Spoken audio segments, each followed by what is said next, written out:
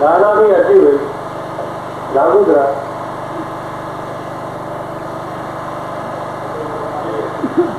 પટેલ રતુભાઈ ભલાભાઈ ધાનેરી, રતુભાઈ ભલાભાઈ સરદારી આયા,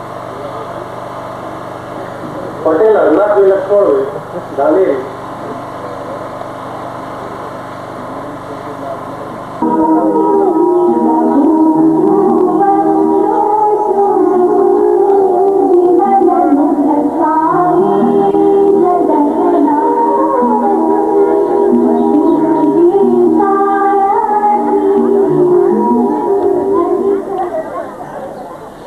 સૌ જાણો છો કે ગુજરાત કૃષિ યુનિવર્સિટી એ અહીંથી આવેલી 10 કિલોમીટર દૂર આવેલી ખેડૂતો માટેની સંસ્થા છે, પણ ઘણા સમયથી લગભગ 32 વર્ષથી એની સ્થાપના થયા છે, છતાં પણ આપણા આજુબાજુના આવેલા ગામડાના લોકોને લાભ મળવો જોઈએ એ મળી શક્યો નથી. મદદરૂપ થઈ શકાય એની અમારા વૈજ્ઞાનિકોએ રાત દિવસ ચિંતા કરી છે. અવારનવાર તમે જાણતા હશો, આપ સૌ લોકોને યુનિવર્સિટીમાં લઈ જવામાં આવે છે, તેને આર્થિક પગભેર કેવી રીતે કરી શકાય 15 સેટેલાઇટ ખેડૂતો અમે તૈયાર કર્યા છે કે ખેડૂતોને ગુજરાત કૃષિ યુનિવર્સિટીના ખર્ચે તાલીમ આપી અને એ ખેડૂતો આવીને ગામના લોકોનું પ્રતિનિધિત્વ કરી શકે, ગામના લોકોને માર્ગદર્શન આપી શકે. એ રીતે આ વર્ષમાં અમે ભાઈઓની સાથે સાથે બહેનોને, જે પશુપાલન અને ખેતી સાથે સંકળાયેલી બહેનો છે, એમને પણ તાલીમ આપવા માંગીએ છીએ. આ વર્ષમાં મેં મારા અધિકારીઓને 15,000 બહેનોને ટ્રેનિંગ આપી અને દરેક ગામમાંથી 15 બહેનો અમે એવી તૈયાર કરવા માંગીએ છીએ કે જે આધુનિકતાથી પશુપાલન કરી શકે, ખેતી કરી શકે, એવી બહેનો અમે તૈયાર કરવા માંગીએ છીએ. એનો સંપૂર્ણ ખર્ચ ગુજરાત કૃષિ યુનિવર્સિટી અને શૈક્ષિક સંસ્થાઓ પાસેથી, સરકારી સંસ્થાઓ પાસેથી હું લઈ આવીશ. એ માટેની તૈયારી અમારા અધિકારીઓ કરી છે. તો આ વર્ષમાં અમે 15,000 બહેનોને અમે તાલીમ આપવાના છીએ. તો 365 દિવસમાં 365 રૂપિયા તમારા બેંકમાં જમા થાય. એવી જ પાણીનું ટીપે ટીપું 1 લીટર તમે જમીનમાં ઉતારશો તો એ પાણી સંગ્રહ થઈ અને મોટા જથ્થામાં તમને ઉપલબ્ધ થશે. તો એના માટેનું પાણી માટેનું કામ કરવાનું છે. ખેતીમાં કેવી રીતે પાણી બચાવવું એનો અમારા વૈજ્ઞાનિકો તમને માર્ગદર્શન આપશે. એ સિવાય પણ ખેતીમાં અત્યારે આપણે શું ફેરફાર કરવાના છે, આધુનિકતાથી ખેતી કરવી પડશે, ઓછા પાણીમાં થતા પાકો આપણે વાવવા પડશે.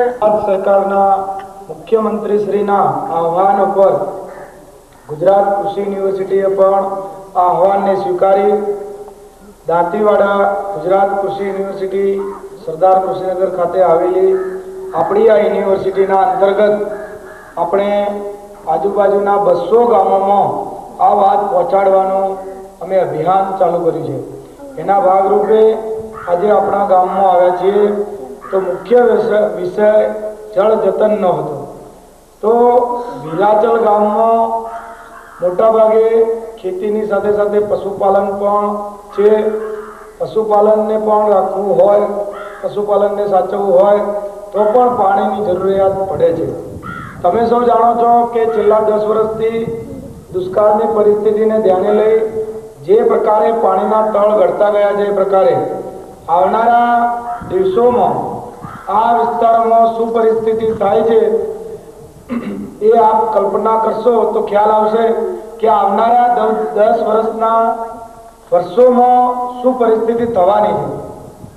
10 વર્ષ પછી જે પરિસ્થિતિ નિર્માણ થવાની છે એના માટે આપ સૌએ જાગૃતિ અનિવાર્ય છે.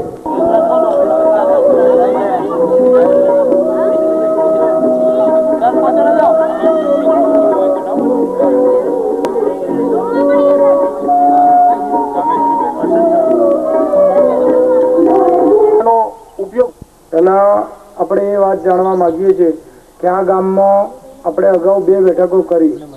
આ ગામમાંથી કેટલા લોકો ગુજરાત કૃષિ યુનિવર્સિટીમાં આવ્યા છે?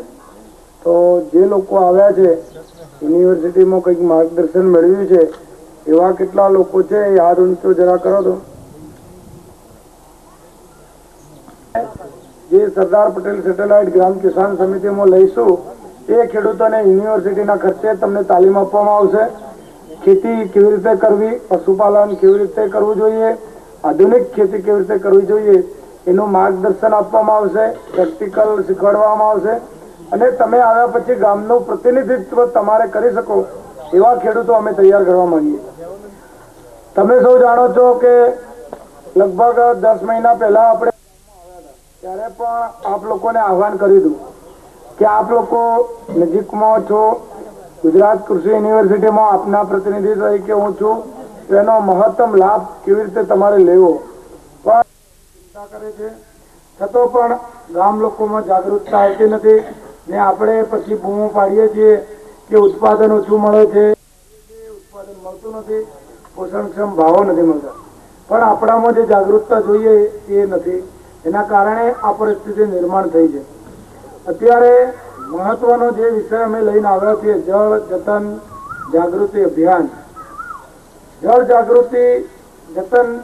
જાગૃતિ અભિયાન એટલે કે અત્યારે જે પાણીની સમસ્યા ઊભી થઈ છે આપણી જોડે, તમે સૌ જાણો છો કે 10 વર્ષ પહેલા પાણીની શું પરિસ્થિતિ હતી. અત્યારે ગુજરાત કૃષિ યુનિવર્સિટીએ આગેવાની લીધી છે અને આપણે 200 ગામો જે દત્તક ગામો લીધા છે એ ગામોમાં સ્ત્રોત છે અને તે વરસાદ અને વરસાદની બારેમાં આવતો નથી. વરસાદના અમુક નિશ્ચિત દિવસો છે, એ દિવસો ખૂબ જ વરસાદ આવે છે. એ વરસાદનું જે કંઈ પાણી છે એનો સંગ્રહ કેવી રીતે કરવું. સૌ પ્રથમ આપ લોકોએ આપની કચેરીના ઉદ્ઘાટન પ્રસંગે મને આમંત્રણ આપ્યું હતું. એ દિવસે કારણો વરસાદ આવી શક્યો નથી, તો આપ સૌની હું માફી માંગુ છું અને મેં આપને કહ્યું હતું કે ટોયના પછી ગમે ત્યારે 10-15 દિવસ હું આવી જઈશ. એના ભાગરૂપે આજે જળ જતન જાગૃતિ અભિયાન જ્યારે આખા તાલુકામાં નીકળવાનું હતું ત્યારે આ ગામને પણ મેં સમાવેશ કર્યો છે કે રામનગર ગામ મારું ગામ છે, મારા વાલા ખેડૂત ભાઈઓનું ગામ છે. આ ગામમાં આપણે જળ જતનનું વિષય જે છે એ ખેડૂતો સમક્ષ મૂકવાનો છે. તો આપ સૌ જાણો છો કે છેલ્લા 12 મહિનાથી હું ગુજરાત કૃષિ યુનિવર્સિટીમાં મારી નિમણૂક થયા પછી આ ગામમાં ત્રીજી વખત કે ચોથી વખત હું આવ્યો છું. વારંવાર એ વિષય હું મૂકવા માંગુ છું આપની સમક્ષ કે ગુજરાત કૃષિ યુનિવર્સિટીનો આપને કેવી રીતે મહત્તમ લાભ મળે. એના માટે આપણે અગાઉ પણ પાણી વિશે સરદાર પટેલ રથયાત્રા નિમિત્તે આપણા ગામમાં આવવાનું થયું હતું, માહિતી પણ આપી હતી. આપણે ઘણા લોકો યુનિવર્સિટીમાં લાભ લેતા પણ થયા છે, અવારનવાર આવે છે. એ આપણામાં એટલી જાગૃતિ 12 મહિનામાં આવી છે એ મને આનંદ થાય છે કે આટલો લાભ આપ લેતા થયા છો. અત્યારે આપણી જોડે દોધીવાડા ડેમ બાજુમાં છે, છતાં પણ પાણીની શું પરિસ્થિતિ થઈ છે આપણી જોડે. તમે 10 વર્ષ ઉપયોગ કરવો એના વિશેનું માર્ગદર્શન આપને આપવામાં આવ્યું અને આપણે એક વિષય બતાવો કે પાણી એક એવી વસ્તુ છે કે તમે ફેક્ટરીમાં કે ખેતરમાં ઉગાડી શકતા નથી. આ કુદરતી આપણે ભેટ છે, એનો સંયમતાપૂર્વક આપણે ઉપયોગ કરવો જોઈએ. પણ આપણે થોડી ભૂલ કરી અને ઉપયોગ આડેધડ કર્યા પછી આપણી આ પરિસ્થિતિ નિર્માણ થઈ છે. આજે એ પરિસ્થિતિ નિર્માણ થઈ છે કે આપણી જોડે પીવાના પણ પાણી નથી. તમારા વિસ્તારમાં પણ 2-5 વર્ષમાં આ જ પરિસ્થિતિ નિર્માણ થવાની છે.